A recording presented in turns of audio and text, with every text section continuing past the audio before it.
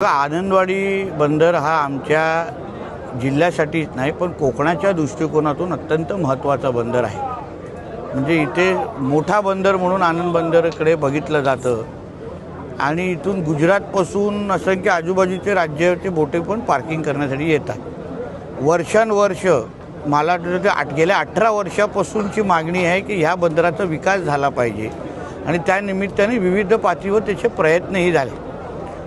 आता आदरणीय मुख्यमंत्री देवेंद्र फडणवीस साहेबांच्या प्रयत्नाने या बंदराच्या विकासासाठी 85 कोटी आमच्या मत्स्य विभागाला प्राप्त झालेले आहेत। आता ह्या 85 कोटी आम्ही मच्छीमारांसाठी त्यांच्या विकासासाठी ह्या बंदरामध्ये खर्च करणार आहोत। ज्यांच्यासाठी ही निधी खर्च करणार आहोत त्यांना विश्वासात घेऊन त्यांच्या मागणीच्या अनुसार ही निधी खर्च व्हावी ही माझी इच्छा होती आणि म्हणून मंत्रालयामध्ये जेव्हा आमच्या सगळ्यांची बैठक झाली, आमचे फिशरीजचे कॉर्पोरेशनचे खापले जी असतील, कमिशनर असतील, सगळेजण जेव्हा आम्ही बसलेलो तेव्हा हे 85 कोटी मच्छीमारांना विश्वासात घेऊनच त्यांच्या मागणीच्या अनुसार त्यांच्या सूचनेच्या अनुसार इथे आपण खर्च करावेत, जेणेकरून उद्या हे बंदर बनल्यानंतर जे हे बंदराचा सर्वात जास्त वापर आणि उपयोग करणार आहेत त्यांच्याच मागणीच्या अनुसार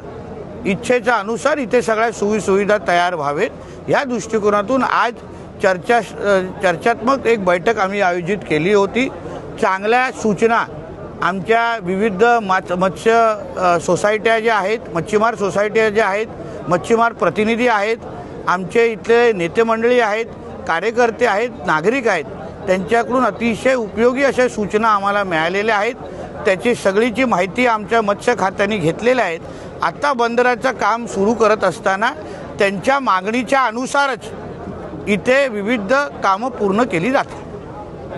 हे बंदर हे नैसर्गिकदृष्ट्या सुरक्षित मानलं जातं आणि ज्यावेळी फयान किंवा इतर मोठमोठी वादळं झाली त्यावेळी बाहेरच्या राज्यातून देखील या ठिकाणी सुरक्षितता येते। अशावेळी एक नैसर्गिक आपत्तीची सूचना देणार एखादं केंद्र या ठिकाणी या बंदराच्या ठिकाणी नक्की आपण जसं मच्छीमारांनी सूचना केली, आपण ही अतिशय महत्त्वाची सूचना मला केलेली आहे।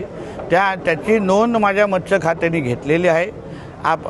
नैसर्गिक आपत्ती केंद्र ज्याची उल्लेख आपण लोकांनी केलेला आहे त्याचाही समावेश या विकास कामाच्या यादीमध्ये केला आहे। धन्यवाद।